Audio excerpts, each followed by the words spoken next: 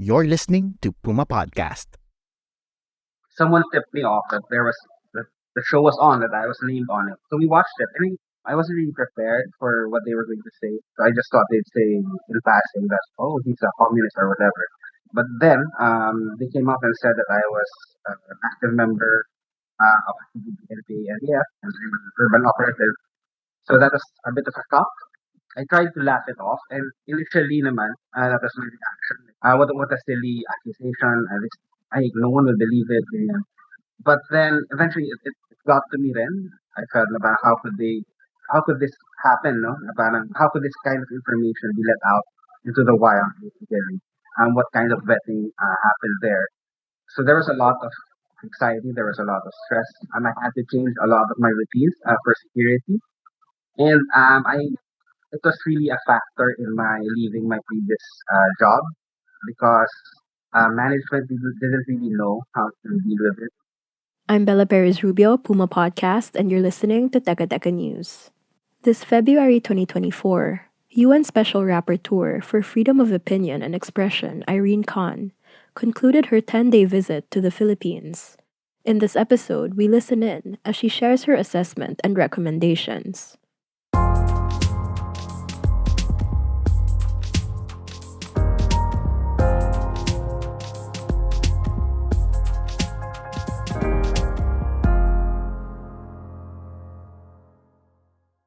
I am very fortunate to be coming to Philippines at a critical moment for the country. That's Irene Khan speaking to the press. The administration of President Marcos Jr. has set a new tone on many issues that were of concern in the recent past. The decision to reopen the peace talks, the release of former Senator Laila de Lima, the acquittal of Nobel laureate Maria Ressa on tax fraud charges are all positive signals. But before we get into Khan's findings, what exactly is the UN Special Rapporteur? I should just mention that the special procedures of the United Nations are not employees. We are appointed by member states, by governments of the UN Human Rights Council, governments like the Philippines, and we therefore have a mandate to visit countries, to report on what is happening there within the remit of our mandate, and to suggest recommendations. We are independent experts. So, Special Rapporteur Irene Khan is in the Philippines, like part of the special procedures of the United Nations. That's Jonathan De Santos, chairman of the National Union of Journalists of the Philippines, or the NUJP, one of the groups that met with the Special Rapporteur. He's also the voice you heard at the top of this episode. Basically, she was invited by the government, so she's here in her official capacity to check on the media landscape and the freedom of expression landscape in the Philippines to see how conducive or how not conducive the Philippines is to freedom of expression and opinion. Jonathan was red tagged on SMNI, a pro-administration network linked to Apollo Quiboloy. The hosts, who baselessly accused him of being a communist rebel, were former employees of the National Task Force to End Local Communist Armed Conflict, or the NTF-LCAC. So there is a willingness to engage with the UN. These are all positive signals, but they are not sufficient to turn the page decisively on the past. Tackling the grave and deep-seated human rights problems of the Philippines, many of which are related to my mandate, will require more fundamental and sustained reforms and also a clear commitment to accountability. I have asked the government openly whether they have a policy on red tagging, and I was reassured that it does not encourage or endorse it. But there is clear evidence that red tagging and terror tagging are being practiced by security forces as part of their counterterrorism strategy.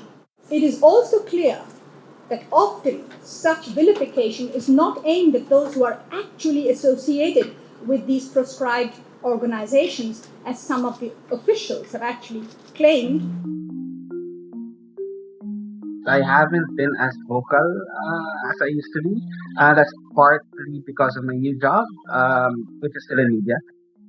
In addition to heading the NUJP, Jonathan is now a deputy editor at ABS-CBN. But it's also because I have to admit that it got to me. I'm still doing work with NUJP, but I haven't been as outspoken, I guess, and that's really a problem that I'm trying to get past. If you think about it, if you compare it to what community journalists are experiencing in the regions, or what rights defenders are experiencing outside Metro Manila, that's not. Pero, it has affected me. More from Irene Khan after a quick break.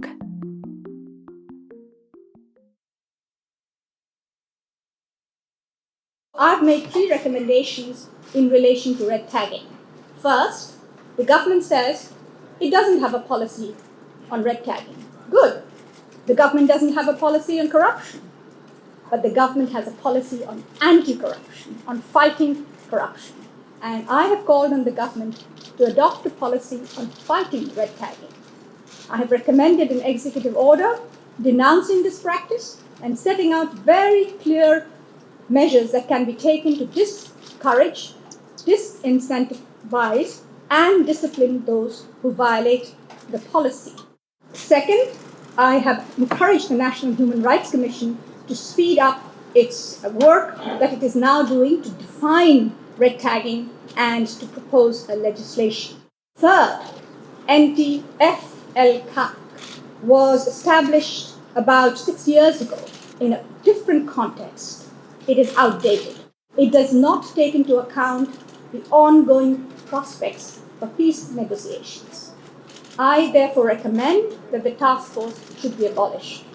The abolition will not only address some of the most critical drivers of red tagging, but it will also allow this administration to modernize peace-building approaches based on this changing political landscape.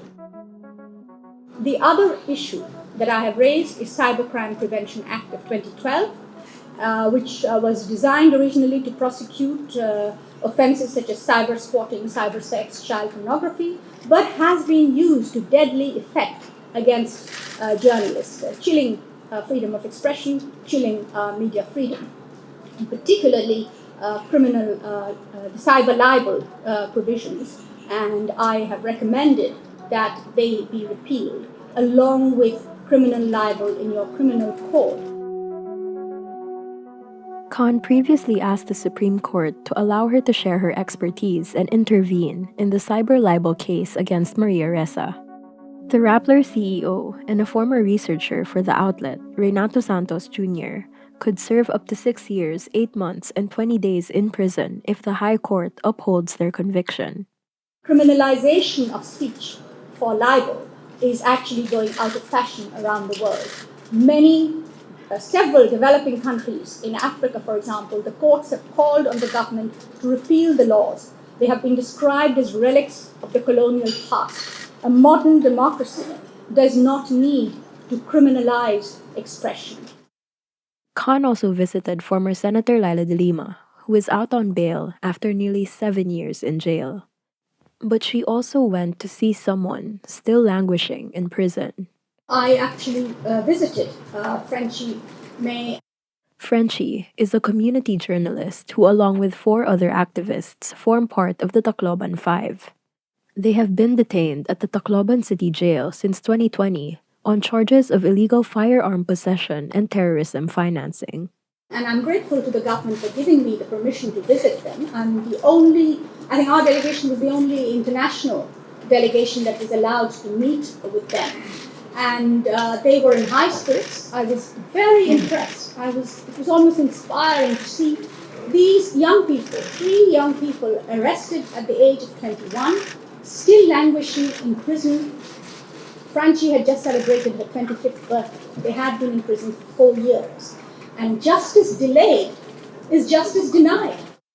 Terrorism charges have been brought against them, very serious, non-bailable charges. And either the government, I hope, after my visit, the government authorities will look into those cases, review the case and dismiss the charges, or bring them to trial rapidly with full due process so that it can be decided whether or not they are guilty. to leave them to languish, to leave young people like that, inspiring, articulate, resilient young people in prison, sends a terrible message for the youth of this country. Aside from killings and libel cases against critical journalists, the non-renewal of the franchise of CBN, one of the country's largest broadcasting television and radio network in 2020, was a major blow to media freedom. We've raised concerns about it in the past, but of course, non-renewal of the franchise continues to adversely affect independent and diverse media and the Filipinos people's access to plural information today. I have found the current procedures to form a broadcast media outlet in the Philippines cumbersome, far more cumbersome than good practice. And I encourage the authorities to look into it and make it easier for media professionals to operate. I also believe that the authorities should look into the issue of media ownership monopoly and adopt rules aiming at limiting the disproportionate influence of a single person or entity.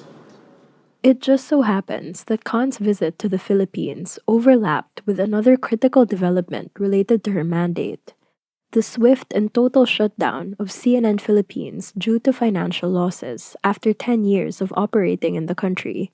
In regard to CNN Philippines, it is indeed a very worrying sign. Media sector is a troubled sector in many countries of the world, and in my view, making decisions or treating the media sector as a commercial sector alone is wrong. Media is a public good. It's a public service, regardless of whether you're profit, non-profit, or independent. You are providing, if you're news media, you're providing very important information to the public, allowing public debate. Within a week, CNN Philippines announced its closure, laid off some 300 employees, and took all of its content down. Journalists scrambled to archive their work, but simply didn't have the time to save 10 years' worth of broadcast. I've talked about the regulation of ownership, because what is happening in many countries, including in the Philippines, the powerful economic and political interests are coming in to buy media, and that sometimes leads to a direct erosion of media freedom, of editorial freedom. So media has to be free, independent, diverse, and pluralistic. And it is the state's responsibility to ensure that happens. Not that the state should run in and manage, because we don't want that either, but it should create an environment that enables media freedom, independence, pluralism, and diversity. And what the CNN channel proves is that even though the decision may have been commercial, a lot of other real important factors are coming in now that will deprive people of a valid information source. Khan is set to formally present her report on the Philippines to the United Nations in 2025. In the meantime, she has offered to continue her dialogue with the Marcos administration. UN standards are actually obligations that this government has itself written. Treaties, UN resolutions. Philippines is an active member of the United Nations. It has signed up to human rights treaties. It is a party to most of the key treaties. We are only asking Philippines to live up to its own legal obligations. And that was today's episode of Teka Teka News. Again, I'm Bella Perez Rubio. Bidoy Blanco edited this episode. Our executive producer is Jill Caro, and our senior news editor is Veronica Uy. If you found this episode useful, share it with a friend or two, and thanks for listening.